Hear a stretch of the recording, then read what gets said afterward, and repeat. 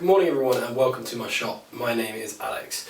Now, following on from my what tools do you need to start woodworking, we're going to attempt to make our first project today, and it's going to be a mallet for the shop. Now, I said I like to do minimum tool builds, so that's what we're going to attempt to do today. The tools we're going to be needing for this are a Stanley hand plane, some kind of saw, a cheap and expensive one will probably do. Again, it won't do the best job, but it will do a job, and that's what the series is all about. A combination square, tri-square, or some form of square to check what you're up to and make sure that everything is sort of neat and tidy and square. A cheap spoke shave, this one cost me £10, and in this box here is a lovely set of Narix chisels that my fiance bought for me for my birthday. It's going to be my first outing with those, but please bear in mind, like I said, if you don't have expensive chisels, for a long time I've been using a £12 set from Screwfix and they've done just fine. So with regards to the wood, I found a glass maker who bought out a joinery business that was going out, and he had a lot of scrap wood, so I actually got really lucky and got it at a great price. For the wood for this project itself, I got a piece of ash and a piece of sapele from my selection. They're about 1 inch thick, which is perfect, so I want about a 3-inch wide mallet. Next, I cut down 2 pieces of sapele and a piece of ash to form the parts of the mallet head. I want this final mallet to be about 6 inches by 3 inches by 4 inches, so I cut everything with about 1 inch to spare to allow for wiggle room, planing, and then cutting down to final size.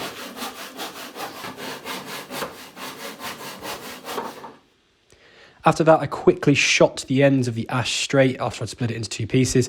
It's vital that they're square because they will form the mortise that the tenon for the handle will go into later on.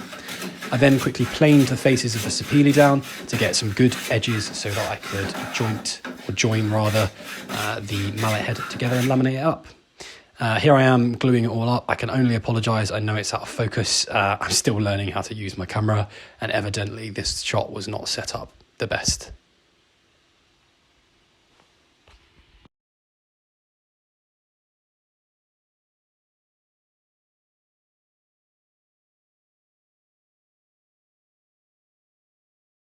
So I tried a new tactic this time, which was sprinkling some salt on to see if it held things in place. It's a great option if you don't have clamps, because it stops everything sliding around whilst you're gluing things on, and clamps can be quite expensive. So it's just a good alternative. It's not a perfect alternative, but it's better than nothing.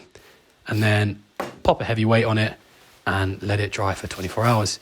After it had all glued up, I then started marking out the dimensions I wanted for the final mallet. So like I said, this one was going to end up about 6 inches long, so I made the appropriate markings where I could, carried them all the way around, and then cut them off with my tenon saw. About halfway into this, I realised my tenon saw actually couldn't reach deep enough to cut the entirety of the mallet head, so I had to swap to my Japanese pull saw.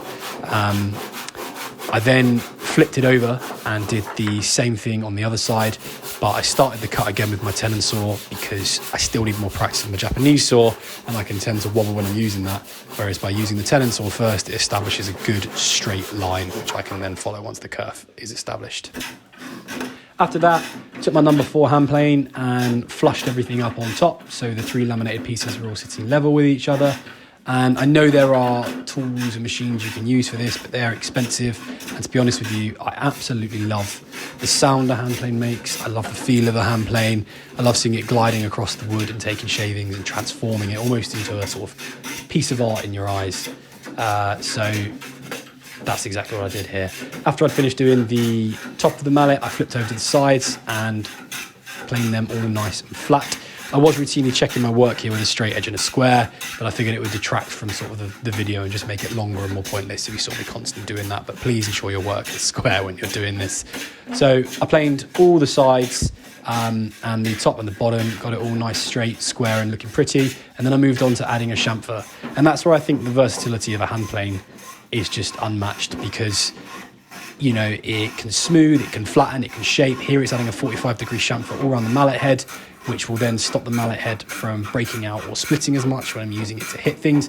And also, it just adds a really, really nice aesthetic look to the overall mallet head. And here we have the rough finished mallet head. It looks great, and we're ready to move on to cutting the tenon for the handle.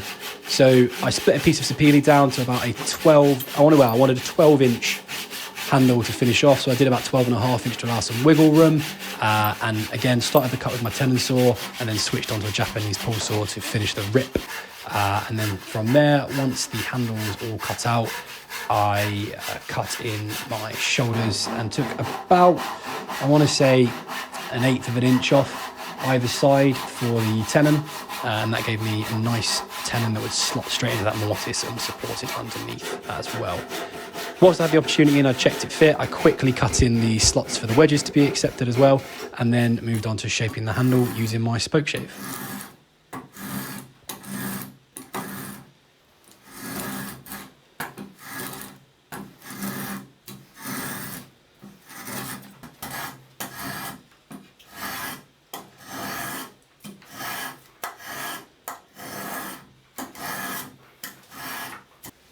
Once that was all done, I spread some glue, quite poorly actually looking at that picture there.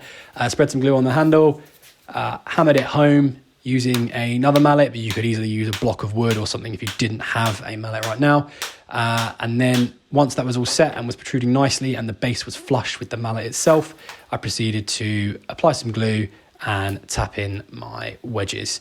This will split the handle open inside the mortise, and it really sort of locks everything in tight so that the mallet head won't fling off of the handle when you're using it.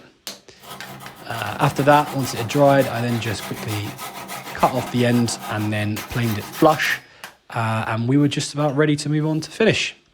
Finished it off with a couple of coats of Danish oil, and I'm really pleased with the result. As you can see, it came out absolutely stunning, and I think this just shows that you can create something really nice with some very, very basic tools. I didn't even use the chisels in the end, so it was about 3 tools in total for this entire build. Thanks very much for watching. Please let me know what you like, what you would have done differently, and I will catch you on the next one. Thanks very much.